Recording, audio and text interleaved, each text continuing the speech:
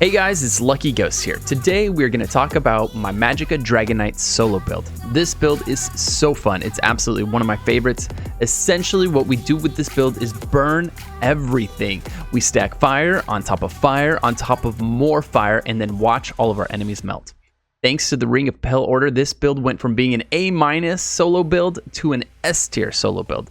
So let's talk about it. First up, let's talk about the skills. On the front bar, we've got Flames of Oblivion. This is going to attack 2 enemies at a time constantly while it's on you. It lasts for 15 seconds, and it's also going to provide you with Major Prophecy, which is going to increase your spell crit. Next, we've got Force Pulls. As our spammable, this is the ability we are going to be using when all of our other dots are ticking. I like Force Pulls because it hits 3 enemies at once, but you can also go with the Whip for a more up close and personal single target damage ability, or you could go with Ellie Weapon for a higher damage single target parse type of situation. Next up, we have Mystic Orb from the Undaunted Guild. This is one of the best AoE damage abilities in the game. It floats through the air, hurting every enemy that it passes by. It's a great ability. It provides a ton of damage, and if you happen to be playing with a friend, it gives them a synergy that they can grab. The fourth ability on the front bar is Dampen Magic. Convert a portion of your Magicka into a protective ward, gaining a damage shield that absorbs 10,300 damage for 6 seconds. This ability is going to be very useful in situations where you have a lot of damage coming in and you just need to give your Ring of the Pale Order a little more time to top you off, or give it time to catch up, or maybe you want to apply this before you start a tough fight so that you have time to start getting your dots down so that the Ring of Pale Order has damage to leech life off of. You are most vulnerable on this character probably right at the beginning of the fight before you get those dots ticking, because once all of your dots are ticking, you have so much life coming back from the Ring of the Pale Order that you're actually very safe at that point. It's just the very beginning when you're trying to get all those dots going, or in a situation where they all fall off mid-battle and all of a sudden you don't have that life leech coming in anymore. This is when Dampen Magic is going to be very useful for you. Give you a second to reapply those dots, get that life leech going again. Next up, we're going to talk about Elemental Drain. This is going to be very useful in those longer fights like Vateshran Hallows. The boss fights can take quite a while sometimes, and sustain can be an issue. So this is going to do 2 things for you. One, it's going to reduce the spell resistance significantly through Major Breach of the enemy. Which means they're going to be taking a lot more damage from all of your abilities. And then 2, it's also going to apply Minor Magic Steal to the enemies for 23 seconds, which is going to restore 168 magic to you every second while you're damaging them. And you're always going to be damaging them because your dots are always ticking. Finally, we have Shooting Star as our front bar ultimate. This calls down a comet from the sky, dealing 12,900 flame damage to the enemies and knocking them down, stunning them for 2 seconds. This can be a great ability just to buy yourself a couple seconds if you need to stun a bunch of enemies near you, or you just want to CC them and hold them in place for a second while all your dots burn them. This is nice. This can be a useful ability. Plus, if there's a lot of them around, you generate 12 ultimate for each enemy hit by the initial blast. So 10 enemies, you get 120 ult back, and you're already more than halfway to having your ult up again. It's nice for big trash packs like that. However, we are going to use the back bar ultimate most of the time, because what this Shooting Star really is, it's a bar buffer. As of the Mages Guild passive that says for every Mages Guild ability slotted, you get more Magicka. So we have a Mages Guild ability slotted, so this is buffing all of this bar, right? Because the more Magicka you have, the more damage you do, because the damage formula in this game is partially based off of what your max resource is. So if you have 50,000 Magicka, you hit harder than if you have 40,000 Magicka if everything else is equal. All right, so for the back bar, we are going to go with Blockade of Fire. Alternatively, you could go with Unstable Wall of Elements. Blockade of Fire is nice, however, because what it does is it increases the duration of this dot, allowing it to last exactly as long as the next couple dots, which makes this rotation on this character really smooth. It feels really good. So Blockade of Fire is going to last 14 seconds. It's just a big AoE dot. You're always going to have Blockade of Fire down. It's very important because that's proccing your back bar enchant and your Maelstrom staff. So we'll talk about that when we go to gear. But you always have Blockade of Fire down. And then Engulfing Flames, this is important. It also lasts 14 seconds. It's going to put a fire dot on all the enemies that you hit with it, and affected enemies are going to take more damage from all of your flame attacks based on your offensive stats, with a maximum of 10% bonus damage, current value 8%. So you can get up to 10% more damage from this ability. So you always want to have it on your enemies as well. Next up, we're going to talk about Burning Embers. This is a really unique ability that the Dragonknight has, and it's a really, really powerful ability. It's a great single target dot, so we're always going to throw it on the big enemy nearby, and it also heals you for 75% of the total damage inflicted when the effect ends.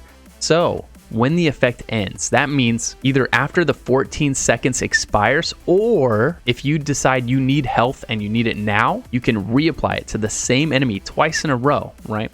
So you apply it once, boom, you apply it again, and it's going to give you a huge self-heal. It'll usually top you right up to full. In a pinch, know which enemy you put Burning Embers on, swap to your back bar, apply it one more time, and that will act as a burst heal anytime you need it on this character. With the Ring of Pale Order, you will hardly ever need to do this, but it's nice in a pinch if you're fighting a boss like in Vateshran Hallows or in Maelstrom Arena and you're taking a lot of damage and you're nervous, you've got all your dots ticking, and you just want to make sure you don't die. You can sit there and spam this for a couple seconds until things calm down, and you will be fine. Alternatively, you could also use Dampen Magic for the same thing. You get that to buy yourself some time. All right, next, Eruption. This is a really cool ability. This ability does a couple things for you, the second of which a lot of people don't even realize that it's doing. First, it's going to be a huge AoE ability, and it slows the enemies by 70%, and it deals 5,700 upfront damage. So it's going to do a chunk of damage right when you throw it down. It's going to slow all the enemies by 70%, right? They're just sitting there in all of your dots trying to move, but they can't. And then also, one cool thing about this ability, thanks to a passive from the Earthen Heart skill line, when you cast an Earthen Heart ability, you and your group members gain minor brutality. So you're getting a 10% damage buff. You're going to generate ult, and every time you use this ability, you're going to generate 990 stamina. And that's really important in, for instance, Vateshran Hallows or other difficult solo content where stamina sustain can actually be an issue, particularly on the jumping Tauren fight.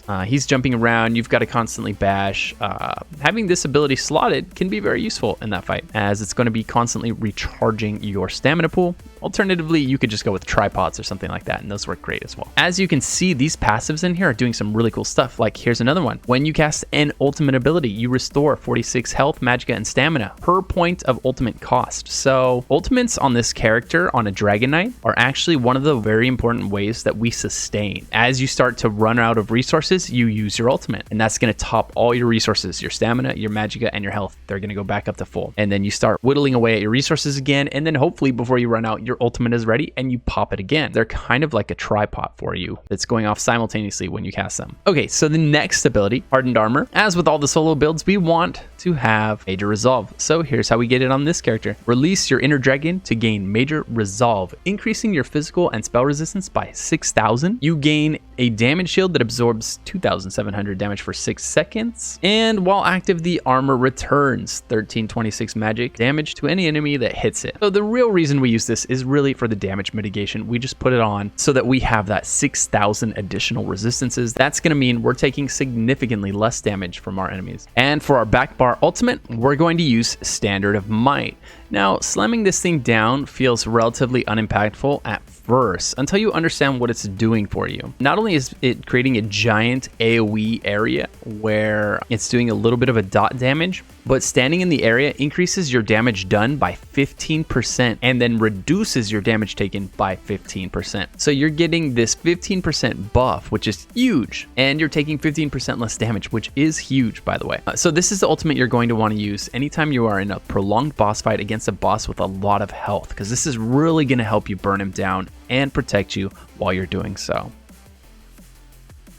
All right, now let's talk about gear. For this build, we are going to run Mother's Sorrow 5-piece. We're going to run False Gods 5-piece on the body. If you don't have False Gods, Julianos is a fantastic substitute. You're just not going to have quite the same sustain. Because we're wearing the Ring of the Pale Order, we are going to be wearing 1 piece of Mother Sorrow on the shoulder, and we're going to wear a monster helmet for a 1-piece bonus. It's not terribly important which monster helmet you pick, as long as it's one that has a 1-piece bonus that benefits you. So you're looking for either Spell Critical, Max Mag, or something like Damahas, which is going to give you Max Mag and Max Stam. For the back bar, we're going to use the Maelstrom Inferno Staff. And that's where the wall of elements we were talking about earlier comes in. You're going to put down the wall of elements. It's going to proc the weapon damage enchantment, increasing your spell damage by 452. That's huge. And increasing the damage of your light and heavy attacks. You always want that wall of elements down and ticking while you're on a mag tune.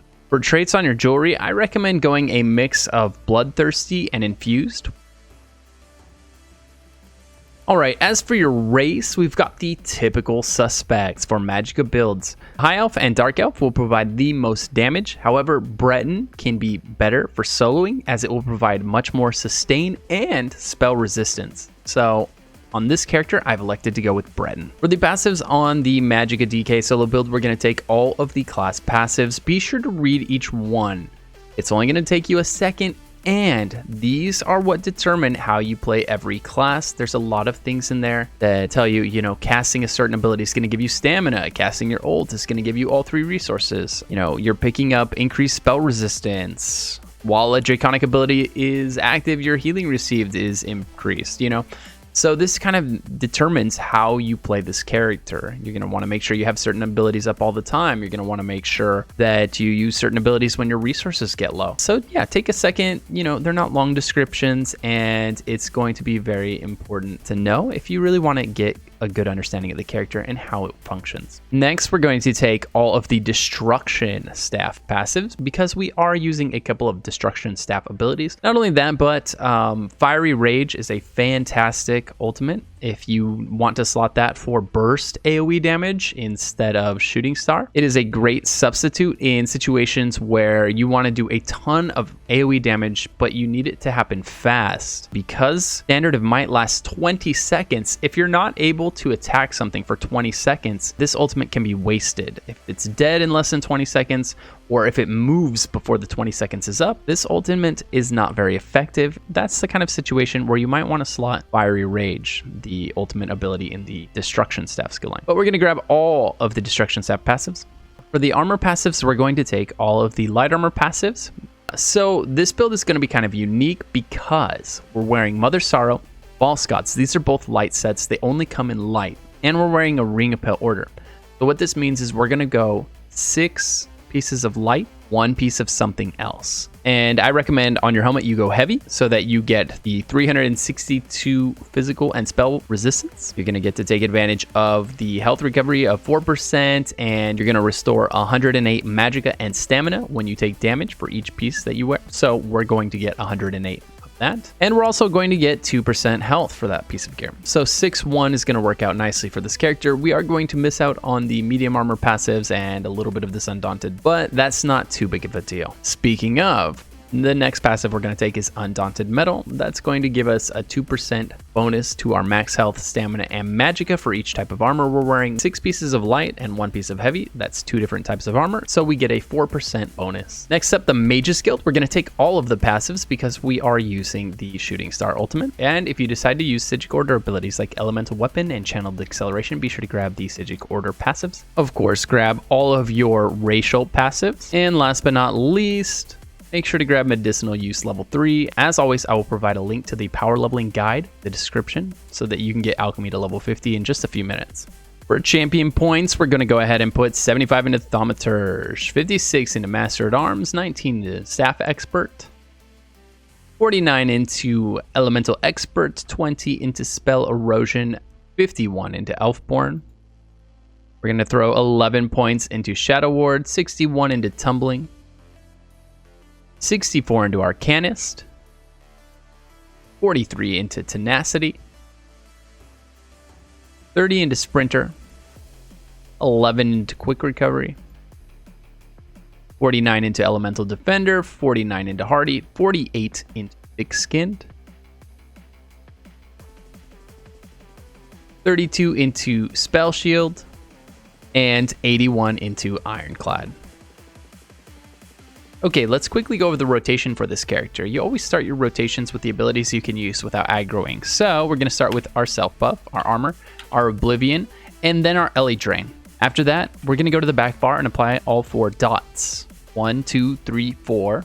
Switch to the front bar, use our Mystic Orb, and then just use our Spammable. And then after that, we start applying things as they fall off. And we use Force Pulse anytime all the dots are ticking. Just to recap, use Self Buff, Oblivion, debuff the boss, get your dots down. 2, 3, 4. Orb. This would be a good time to ult. All your dots are ticking. That's when you want to use your ult, not before.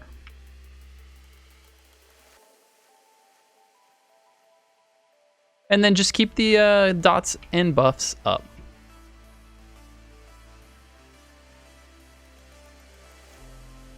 And that's all there is to it, guys. Last but not least, let's discuss consumables. So there's a couple of things you can do on this build. Your flexibility is going to be Dampen Magic and Elemental Drain. Both of these are going to be your flexibilities, really. Depending on the situation and what kind of content you're doing. If you're doing Overland content or, fights, pretty much any fight on this build is not going to last very long. You're going to absolutely delete any Overland content. So that's anything like in a general zone. The only time you're going to need Elemental Drain is perhaps if you're fighting a world boss or if you're fighting a boss in a solo arena. Otherwise, this ability could be something else. Like, a great option would be Molten Weapons. And morph this into either variation. Either way, it's going to grant you with Major Brutality, which is going to increase your spell damage by 20%. The nice thing about having this here is that you don't need to run these very expensive Essence of Spell Power potions, because you would be getting Major Prophecy from your Flames of Oblivion and Major Sorcery from your Molten Weapons. And then at that point, you can just run Trash Pots and save yourself a ton of money. And that's what I recommend you do anytime you're not doing some incredibly difficult content. But when you do decide to take down veteran Vateshran Hallows or Maelstrom Arena, it's going to be worth it to drop that ability, slot Ellie Drain, and use the more expensive Essence of Spell Power potions to get the buff from your potion instead of having to put an entire ability on your bar that you have to dedicate to recasting just to have it. For your food, you've got a couple of options. Artaeum Pickled Fishbowl for the really challenging content. This is going to give you more health and more Magicka, 5,600, 5,100 respectively. And for the rest of the content, a much cheaper food, which is going to be the Witch Mother's Potent Brew. This is going to give you a little less health and a little less mag, but it's also going to give you Magicka recovery. So if you're having sustain issues, this can be a great option for most content. If you find that you need a lot of health and a lot of sustain, you could go with Orzoga's Red Frothguard. This gives you 5,400 health and almost 500 Magicka recovery. So if you just want a lot of health and a lot of recovery, this is a nice cheap option. Witch Mother's Potent Brew is a nice middle ground, and then Artaeum Pickled Fishbowl is going to give you a lot of health and a lot of Magicka, but no recovery. I typically run this food, but it's kind of expensive. So for most content, it's totally unnecessary. Take the cheaper option, Witch Mother's Potent Brew. And then when you're getting sweaty, spring for the good food. As for our Mundus, we are going to take Shadow. And right here, you can see everything in one place. You've got the champion points, the trades, chance. It's all there. And of course, I will, as always, provide a link to a written guide in the description below. I'm Lucky Ghost. I stream ESO 5 days a week. So if you want to hang out with someone else who loves ESO, or you just want to ask questions, or you need help farming gear, swing on by my Twitch stream sometime at twitch.tv/LuckyGhostTV. I hope to see you there. If you need more guides, be sure to check out eso.justlootit.com for all the written guides, build guides, guides, and more. Until next time, guys.